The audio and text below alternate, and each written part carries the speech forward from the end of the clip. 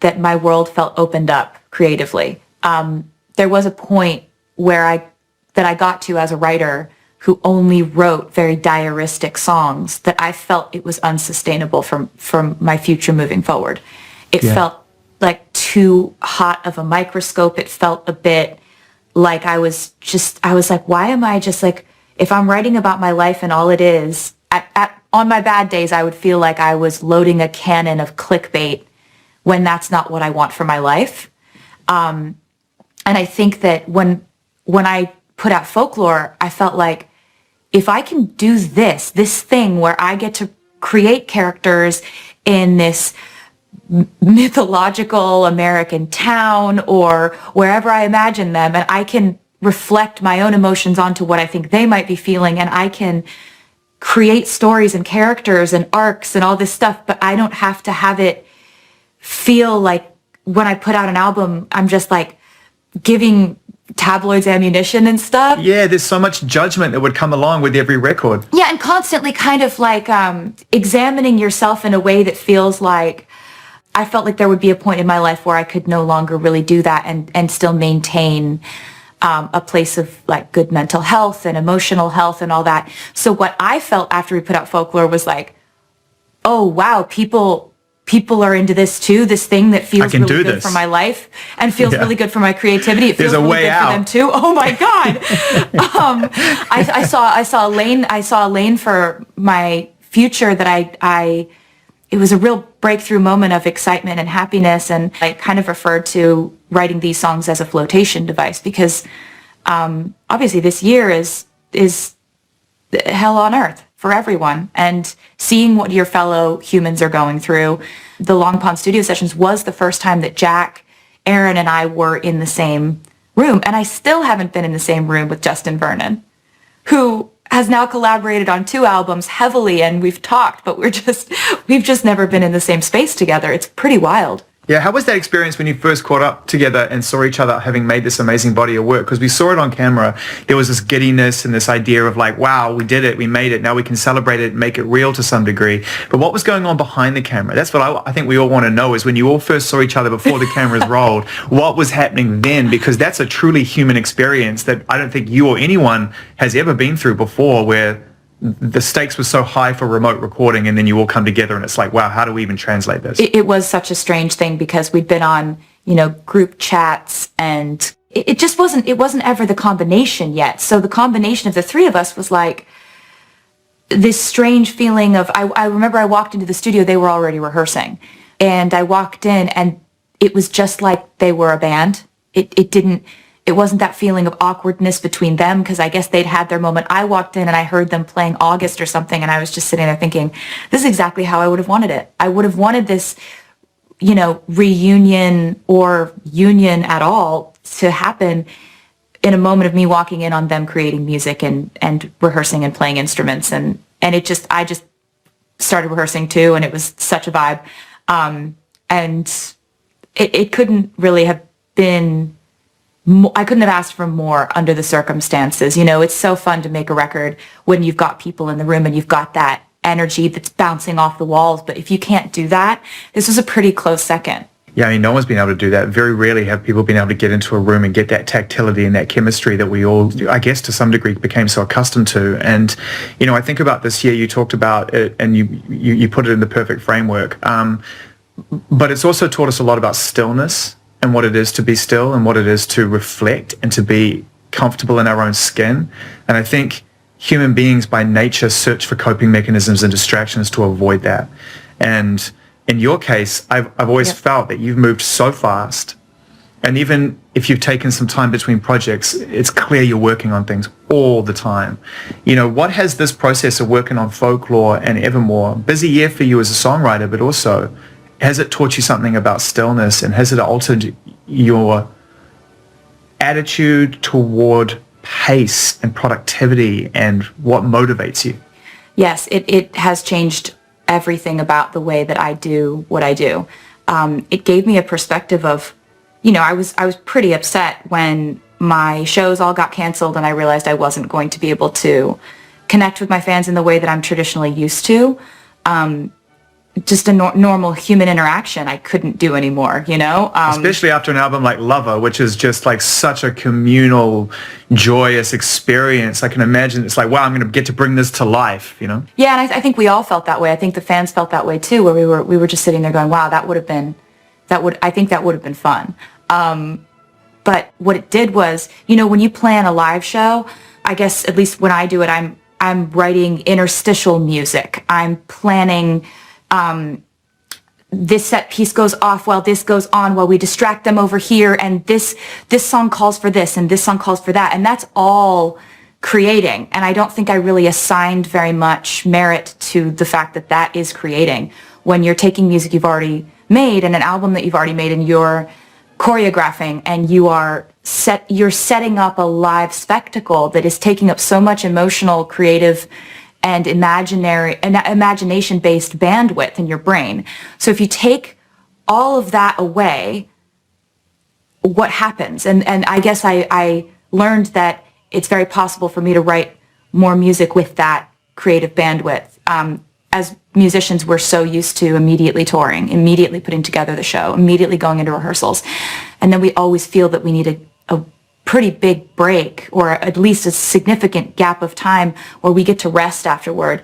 And I guess I learned that when we're on the road, it's not just that we're sweating and we're meeting a million people and we have all this back and forth of just energy of meeting this person, trying to get a surprise guest to surprise the crowd, and all this stuff that happens on tour. It's also the creation of the show itself that is taking up a lot of your brain space. So without that, this just happened naturally on its own. Is there a dysfunction to that, do you think, looking back on it now? Is there a correlation between some of the kind of more hard to manage parts of your life and the pace at which things go, and how careers become these kind of entities unto themselves? Yes and no. I think that looking back on my career, there have been so many different musical phases and, you know, different things I wanted to wear at different times, and they fit my life at the time. And so I think that you've got to allow yourself that grace to put on a certain lifestyle or a certain outfit or a certain creative mantra, and then discard it when you outgrow it. This was weird though, because this Evermore was the first time I didn't discard everything after I made something new, you know? It was weird. I actually had to kind of fight off anxiety that I had in my head, like fear that was like, you need to change. Like the demons are here, like, you need to change. You can't stay in the forest. I was like, I want to stay in the forest. But the forest is such a weird place, because when you're a kid, and I think aesthetically that's a big part, a significant part of what's made this so immersive, this experience, is that idea of stepping into the unknown. And when you're a kid, like, this idea of wide open water is really scary, not knowing what's underneath. Being out in the forest and looking directly into trees that could go on forever, you know, is kind of an intimidating type of image. And yet you made it feel like something that was intimate, like you wanted to go into that. How did that kind of relate to the music? Because it's such an essential part of these two albums, the way that it looks and feels. I think that working with Aaron, the music that we were making, he was writing instrumentals and I was writing the melodies and the lyrics. And what ended up happening was, I think we just gravitated towards what both of us simultaneously felt made us feel cozy, which was nature. You know, so many people during the pandemic just were going on hikes and trying to get outside because nature symbolized this strange comfort all of a sudden, where everything was completely off kilter and nobody could really figure out how to get their bearings, and so we all went outside, or we all tried to go camping, or tried to go hiking, or go on drives. And I think that Aaron's music and my music both reflected sort of that feel, with Aaron such an amazing instrumentalist, and his instrumentals that he was writing were all very kind of dreamscapes. And so it's not that this album is all about like the forest and the woods and stuff. It's got hints of that, and there's a lot of kind of the lyric. One thing I wanted to do with Folklore is I wanted it to represent spring and summer. And when I made Evermore, I knew that I wanted to fill in the rest of the seasons of the year and have it reflect fall and winter.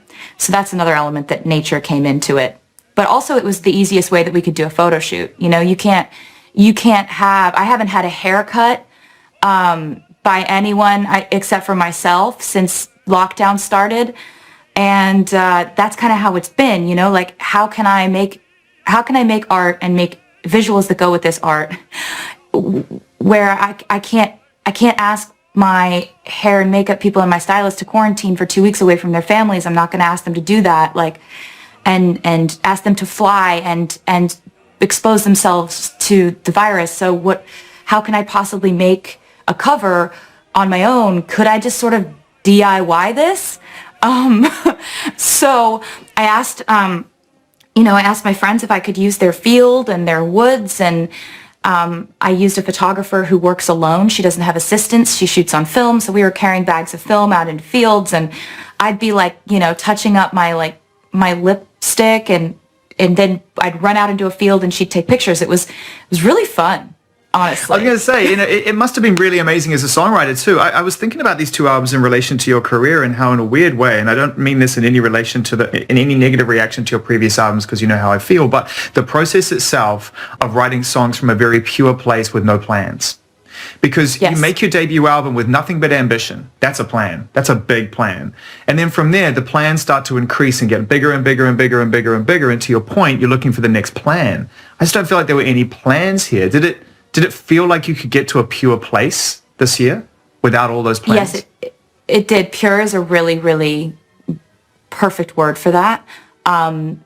Because what happens to you as your career builds and builds and builds and builds is that if you've accomplished a thing in the past, all of a sudden you're expected to accomplish that thing plus another new thing plus this other thing over here. It becomes sort of like, I had felt at times when I felt a lot of pressure, I felt like I was doing some sort of like obstacle course. And that's not how you should feel when you're creating. You shouldn't feel like I need to make a track list where this one's for the stadium show, this one's for radio, this one's for check. People who want to get in their feelings, check. And you can end up doing that. And it's good to have friends who are artists who have similar pressures, like Ed Sheeran and I talk about this a great deal. This was a time when we both stepped back, and I would say to him, this is the first time I felt like I threw the checklist away. I threw it away, and I definitely could have gone into the pandemic thinking I've got to wait for everything to open up so I can do things exactly the way that I'm used to doing them. But then about 3 days in, I thought, wait, this could be an opportunity for me to do things in a way I haven't ever done them before. What would my work sound like if I took away all of my fear-based checklisting that I have inflicted on myself? Wow. So I That's guess huge. you know the answer now. Yeah. To me, there's an interesting correlation here between these two albums and this idea of getting into a pure space, the freedom and the space being another key word to this, and the idea of going back and re-recording your music. Do you see a correlation between reflecting the person you've been and becoming the person you want that you are and are going to be? Wow, there's a lot to unpack there, but it does resonate with me a lot because I was allowed to start re-recording my music in November. By then, we had a great deal of Evermore done. I had shot a music video for Willow, but I was still writing and I was still recording. So there would be days where I'd be recording You Belong With Me, and then I'd be recording a song like Happiness, which is on Evermore. And wow. It made me feel really proud of sort of the scope of things. And looking back when I was a teenager and I would write about, my troubles in high school and the drama and the pining away and all that stuff, that was all so valid to me at that time in my life. Just as much as Evermore is so valid to my happiness at this time in my life.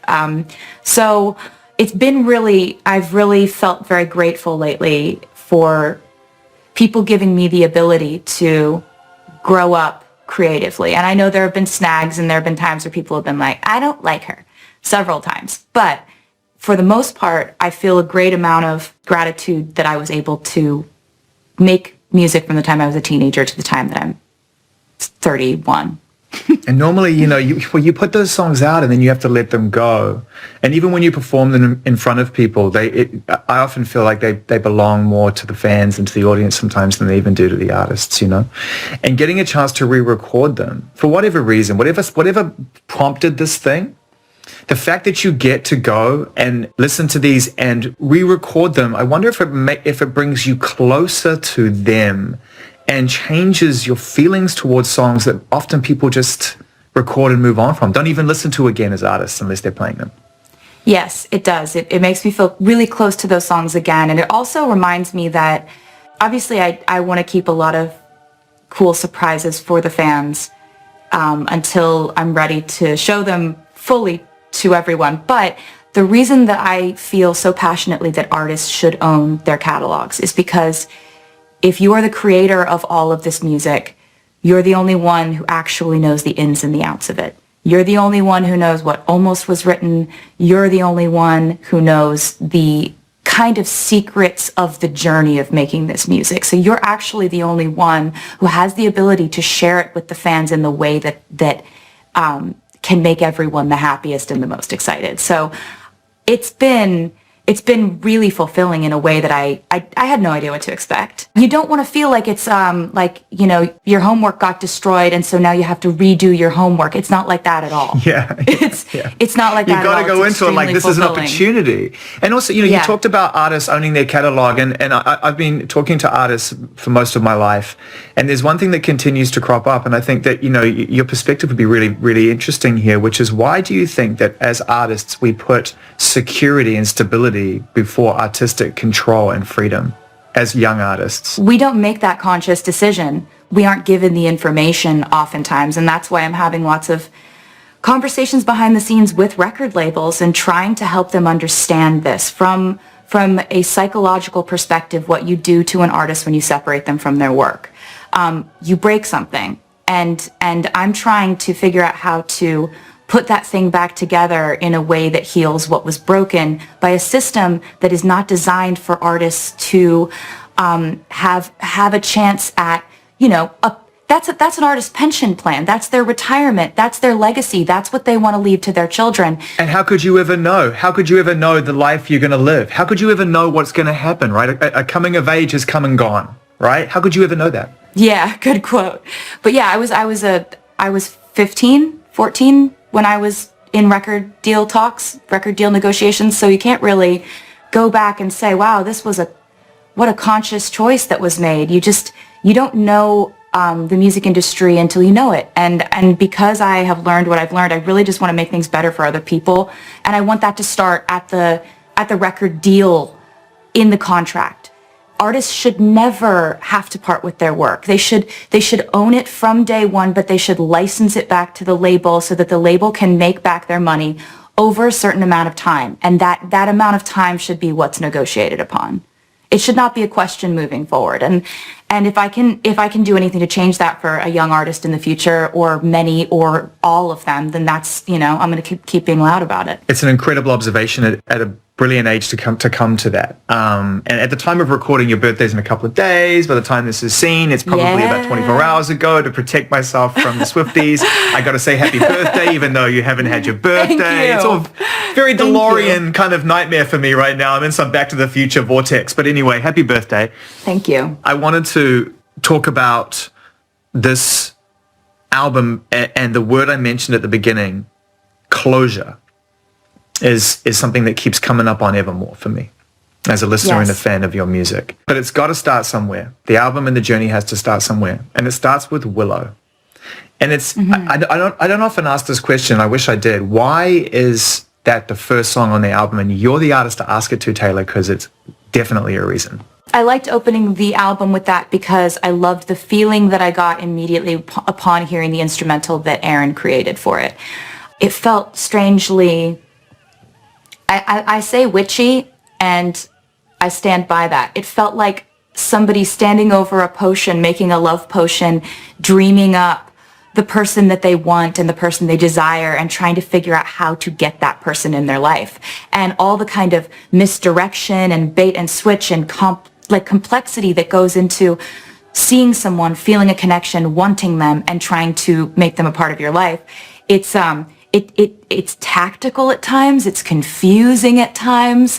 Totally. It's up to fate. It's magical. It's called manifestation. That's how human beings actually make sense of it. We're manifesting, but it's something else. It's something else. Yeah. It's a whole combination of all of it. Yeah, it felt a bit magical and mysterious, which is what I wanted people to feel going into an album that was a collection of these stories. That we're going to take them in all kinds of directions. So I wanted to start them with sort of a setting of the vibe. But what you say about closure is really, really profound, because with folklore, one of the main themes throughout that was conflict resolution, right? Like trying to figure out how to get through something with someone, or making confessions, or trying to tell them something, trying to communicate with them. Evermore deals a lot in endings of all sorts, shapes and sizes, all the kinds of ways we can end a relationship, a friendship, something toxic, and the pain that goes along with that, the phases of it. So it's cool that you noticed that. I mean, it opens up so many possibilities for you as a writer once, you get to a point where you feel you don't have to stick to that linear narrative. And it's a very brilliant narrative, but the idea of like, I love you, we fell out, we broke up, there's pain, there's joy. When you start to look at all the other open endings, and you go deeper, and it requires some real character analysis and development in order to do that successfully, because you can't have lived all those lives, but you might have learnt a thing or two about your own by doing so. Have there been moments during writing of these albums where you've learnt things about yourself that you would never have learnt if you'd been focused on that specific emotional feeling? Absolutely. Absolutely, because when you watch a film or you read a book, at the red carpet of the Academy Awards in Los Angeles, one of the most talked about moments wasn't only about the films being celebrated that night. Instead, many fans couldn't stop talking about the radiant smile of Taylor Swift when she mentioned her fiancé, Travis Kelce. During a short interview with reporters on the red carpet, the 14-time Grammy-winning singer looked genuinely happy as she spoke about the man she plans to marry. Wearing a stunning, sparkling gown inspired by classic Hollywood glamour, Swift instantly captured the attention of everyone around her as she walked into the prestigious awards ceremony. Cameras flashed from every direction while fans and reporters called out her name. Although she is already one of the most successful music artists in the world, Swift's influence goes far beyond music. She has become a major figure in global pop culture, and her appearance at events like the Oscars always creates a huge buzz. But the moment that truly warmed the red carpet happened when a reporter asked her about Travis Kelce. Swift's face lit up with a bright smile, and her eyes seemed to sparkle with emotion. "He's amazing," she said warmly while talking about her fiancé. "Travis has always been my biggest supporter. Whether it's music, work, or anything in my life, he's always there for me." Even though the comment was short, it quickly went viral online. Fans across social media began sharing the clip, praising the sweet way Swift spoke about Kelce. The relationship between Taylor Swift and Travis Kelce has become one of the most talked about romances in both entertainment and sports. The combination of a global pop superstar and a top NFL athlete has captured the attention of millions of fans. Since publicly confirming their relationship, the couple has been spotted together at many major events, from *** Kansas City Chiefs games to Swift's massive international tour performances. Although Kelce did not walk the Oscars red carpet with Swift this year, it was clear he was still a big part of her evening. When a reporter asked if Kelce was watching the event, Swift laughed before responding. "I'm pretty sure he is," she joked. "Travis loves big events like this. He always says Hollywood and sports actually have more in common than people think." Her playful response made the surrounding reporters laugh and highlighted the natural chemistry the couple shares. According to several sources close to the pair, Swift and Kelce are currently busy preparing for their upcoming wedding. After dating for quite some time, the couple eventually announced their engagement, receiving an outpouring of support from friends, family, and fans. During the interview, Swift also opened up about how Kelce helps her stay grounded despite their extremely busy careers. "Our jobs can both be really stressful," she explained. "But Travis always reminds me that the most important thing is to enjoy the moment and appreciate the people you love." Reporters then asked whether Kelce has been helping with the wedding planning. Swift laughed again before answering. "Oh, he definitely has a lot of ideas," she said with a playful grin. "Some of them are very interesting, and some are very Travis style." Her humorous response sparked more laughter from the people around her and showed the singer's well-known sense of humor. Swift's appearance at the Oscars also highlights her growing presence in the film and entertainment industry. In recent years, she has expanded beyond music, becoming involved in film projects, directing, and producing content. Because of this, she has become a highly anticipated guest at major Hollywood events. However, throughout the evening, it was clear that one topic made Swift happiest to discuss: Travis Kelce. Every time his name came up, her smile seemed to grow even bigger. One reporter even commented afterward that Swift appeared to glow whenever she talked about her fiancé. Soon after the interview aired, fans flooded social media with reactions. Many people shared the clip and posted messages celebrating the couple's relationship. One fan wrote, "The way Taylor talks about Travis is so sweet." Another commented, "You can tell she's genuinely happy." For many fans watching around the world, the moment wasn't just another red carpet interview. It was a glimpse into the love and support that defines one of today's most famous celebrity couples. And judging by Swift's smile that night, it's clear that the next chapter of her story with Travis Kelce is one she's incredibly excited about.